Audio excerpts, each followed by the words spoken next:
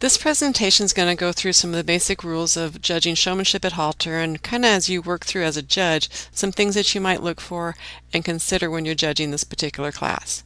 For a judging team basis, it's very uncommon if you would actually do a showmanship Halter class in a judging contest.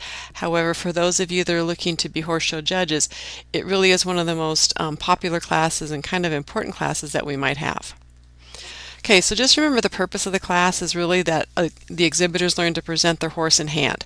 Conformation has no factor on it, and it really looks at the emphasis on the effectiveness of the exhibitor to get through the horse through the class, through the pattern and the different things that it's required the best. So as a judge, remember that showmanship is generally one of the very first classes of the day. For your people showing, it very well could be the very first class that they do, and as a judge it tends to set the tone of the day. So for those of you that might be beginning to judge, say open shows, 4-H shows, those types of things, remember that it is very critical that you do set a good tone for the day, and you do look to encourage your exhibitors and not to discourage them, because trust me, the folks there at the show, unless you're very familiar, they will begin to size you up as far as your organization, your communication, and kind of how you are from the very beginning of the day, be it Halter, be it showmanship classes. Okay, so when you look at this class, really kind of think about what the ideal performance is, and we really want a very posed, confident, neatly attired exhibitor. And this is the one class that really the turnout of both the horse and the exhibitor really is a part of their score. So we're looking at the exhibitor is neatly attired. They don't have to be super fancy, and some of that will be kind of a little bit dependent on the level of the show that they might be competing at or that you might be judging. The horse needs to be well groomed and conditioned, and again, read your rules for your various associations, because some of these can be a little bit little bit different. As far as the ideal performance, they should go through the pattern very prompt and smooth and precise as they go through the different elements of your showmanship pattern. So something else about the patterns, pretty much it's standard that they need to be posted at least an hour before you start. Sometimes, or often in today's world, whoever's running the show like to get the patterns from you ahead of time. Maybe they do and maybe they don't. Think about the pattern that you're going to use, or multiple patterns that you're going to use, about the size of the show and the skill level of your competitors. So if you're doing just a local open show, 4-H show, you might have different kinds of patterns than if you're going to do, say, a state 4-H horse show or a breed show. And also, it's kind of nice if you have various patterns for various classes.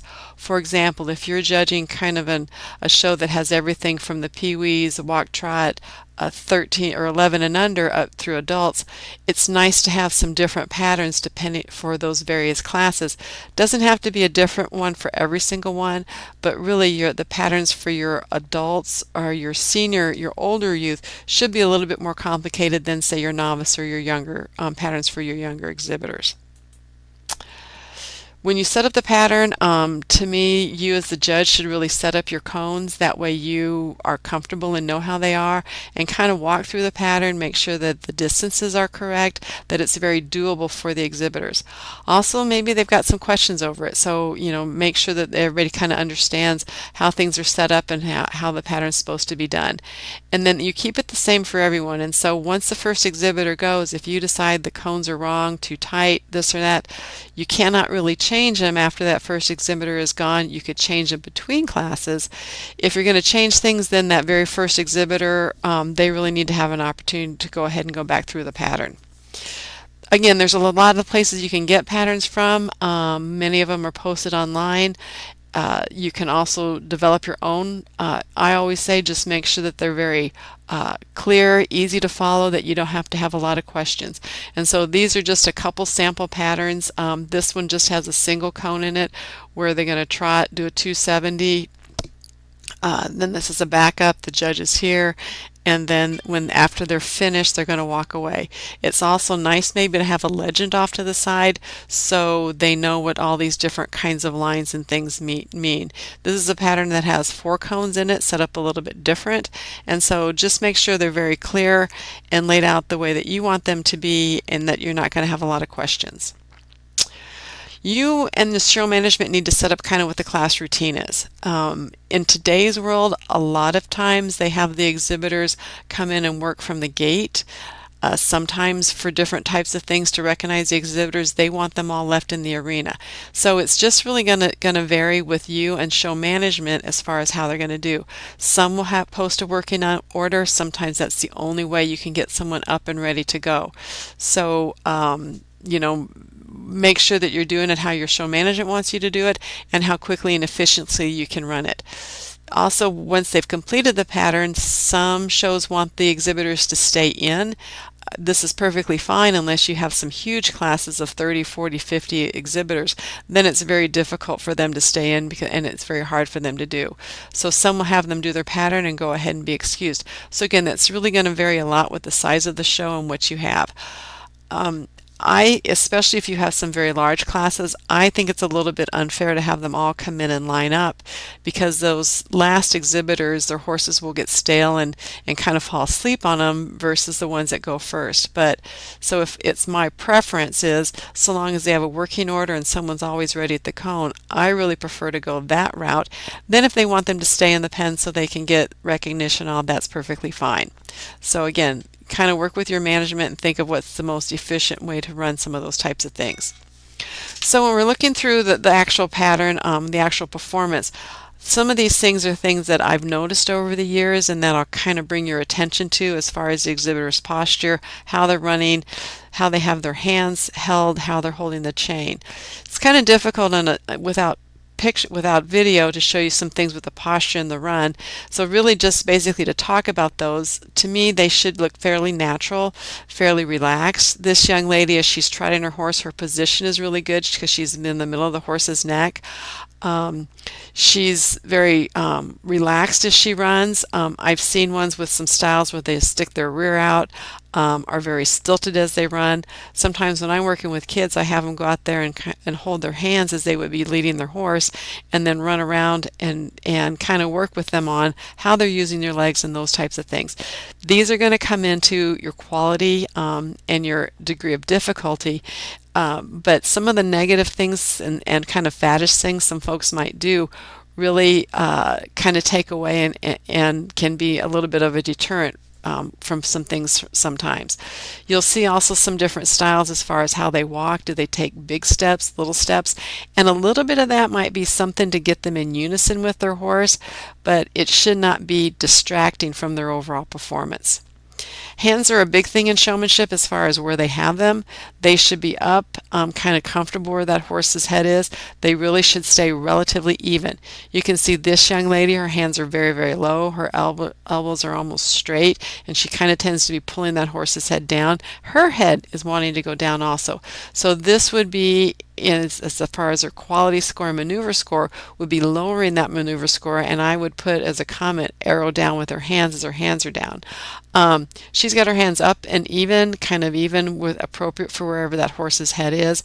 We're not going to be elevating that horse's head with our hands. We just want to be in a comfortable position, but both hands need to be up.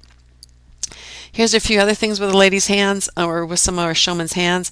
This, as far as her hand position, it's just fine. A little on the style thing. We really don't see gloves used much anymore, and so, you know, again, as a judge, it's just going to be one of those things that might lower her maneuver score a little bit, because the presentation, the turnout is a factor of their showmanship score. But as far as location of her hands, it's just fine. This young lady, as she's trotting around the cone, she's tended to drop her hands. They really should both stay up in that same position. As in this young lady is here as her hands are in a very good position.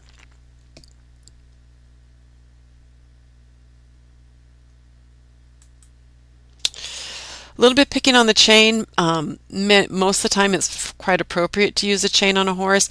It should be draped from the outside ring underneath the horse's chain and snapped up on the side. The halter also should fit comfortably on the horse's head. And again, these are all factors with your showmanship score.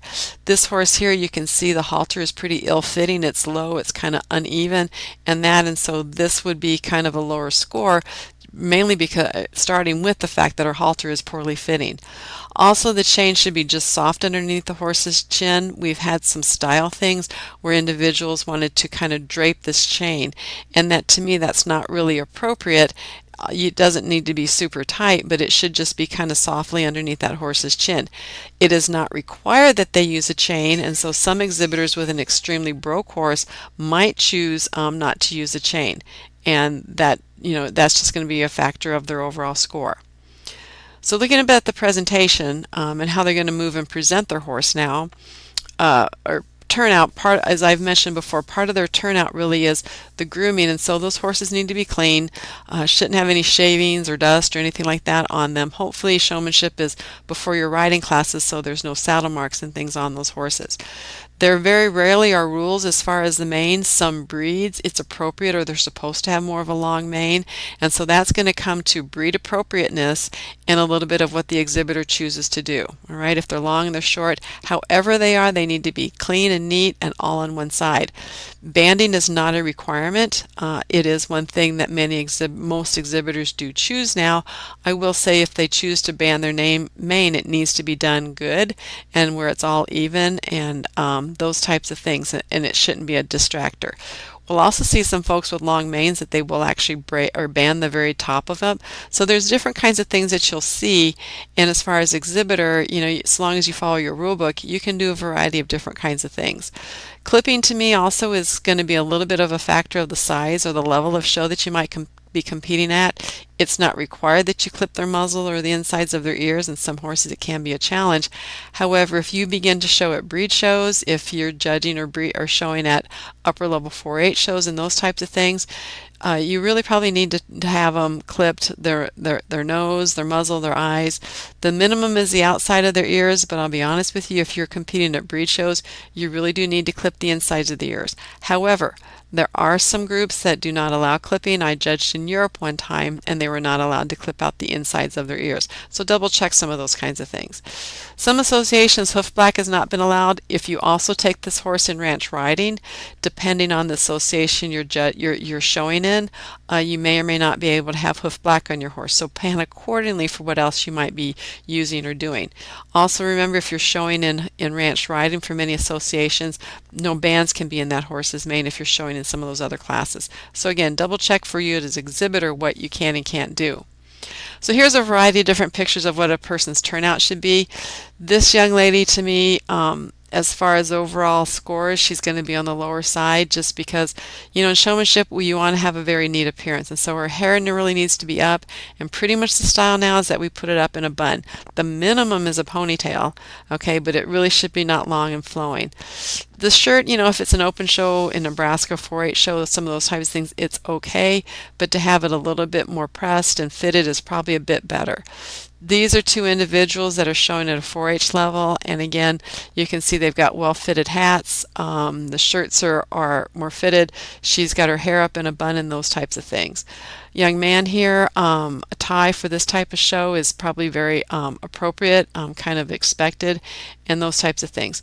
These individuals are probably showing at breed shows, upper level, different kinds of things, and again, you can see kind of their turnout's going to be a little bit elevated for the level of show that they're going to be doing.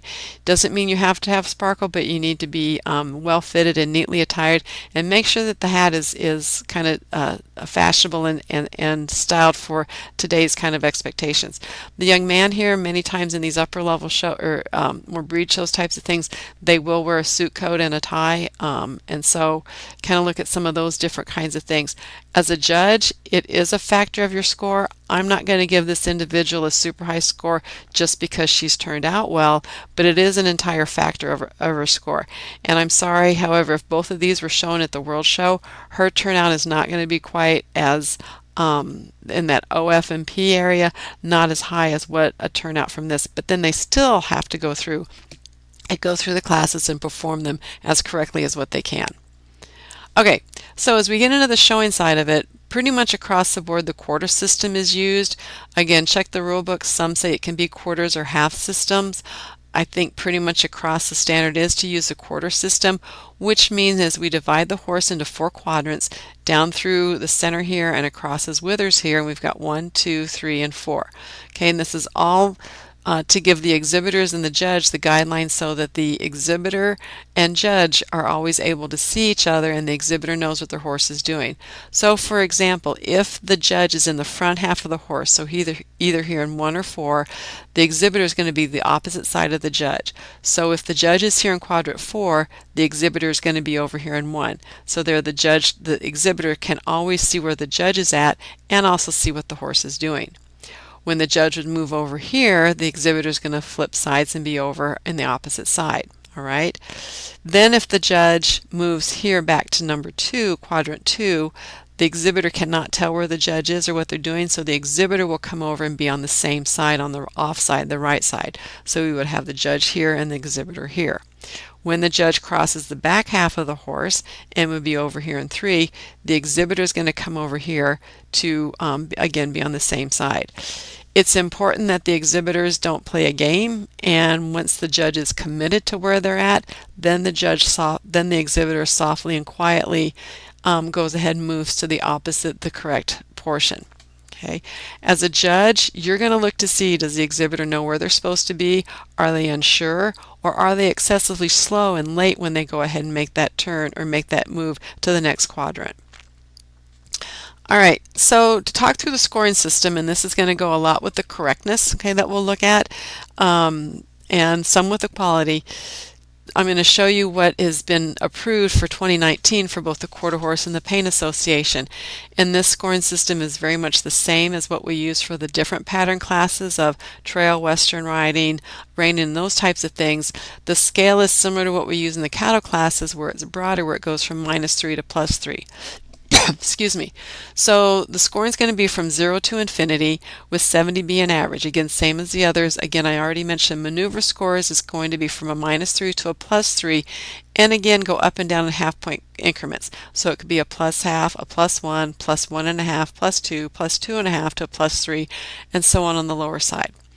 Remember that a 0 score is average, and so it's going to be a correct maneuver with no degree of difficulty.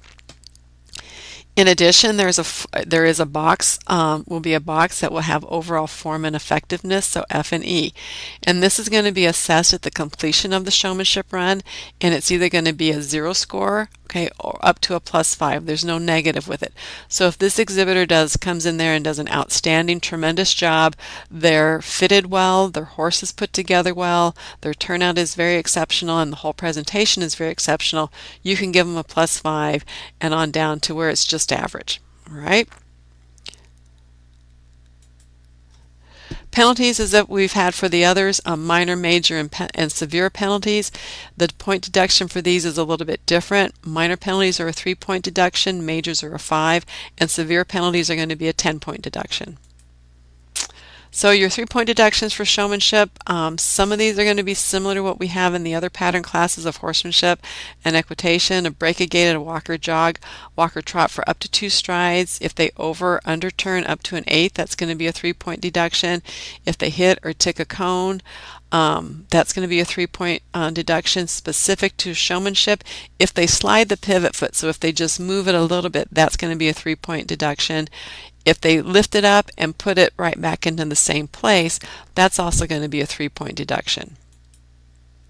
So then our 5-point penalties, considered our major penalties, is if they don't do the correct gait or stop within 10 feet of where they're supposed to, if they break the gait at a walk or trot for more than 2 strides. Splitting the cone is where the exhibitor would get between the horse and the cone, and so sometimes if you have a cone out there, and you'll mainly see this when in a turnaround, so that would be splitting the cone. Okay, then if they step out or move the hind end significantly, then a pivot or turn. So remember, if they just lift that foot out or slightly slide it, then that's going to be just a 3-point. If they step out of that, it's going to significantly, okay, to a larger degree, then it's going to be a 5-point deduction. Then also if the horse has been set up and then they step out of it, move that foot after they've been set up, when the exhibitor has presented it to the judge, then that's going to be a 5-point penalty. And then also if they over or underturn for an eighth or up to a fourth, that's going to be a major penalty as well. Severe ones, these are going to be that should not be placed over exhibitors that don't do these types of faults. If they stand directly in front of their horse, okay, if they lose the lead shank, put two hands on the shank, touch the horse with their hand or their foot. If they're not in the correct position, so they don't move around their horse and get caught, in the wrong quarters, and those types of things are going to be our 10-point deductions. Disqualifications of ones that they really should not be placed is if they lose control, horse becomes separated, which pretty much are the similar thing. These are pretty standard as far as not having the correct number, abuse, excessive schooling, illegal equipment, those types of things.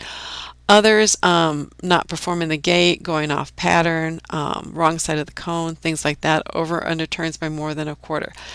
Remember, if you're judging in quarter horse classes and they're doing at the rookie classes or level 1 or novice, youth, and amateur, these things are not considered a disqualification, but they're going to be placed below exhibitors that don't do these types of problems or have these kinds of faults.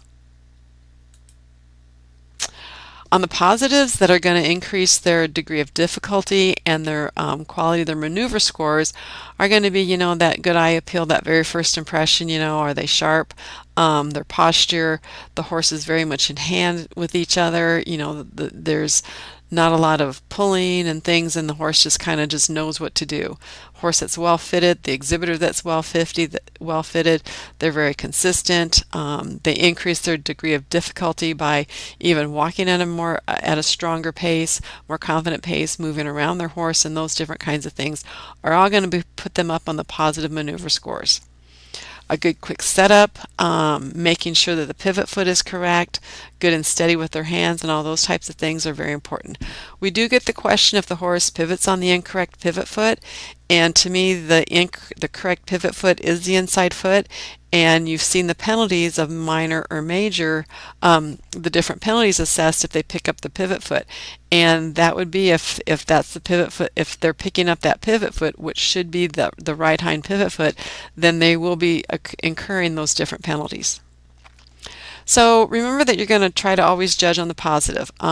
Different issues, and looking for the good in what the exhibitors do, different issues will come up, and you'll see and just assess those as you see them, and make sure that you keep this on a positive note, because very often it's the very beginning of the show and you want to start your day off on a very good manner.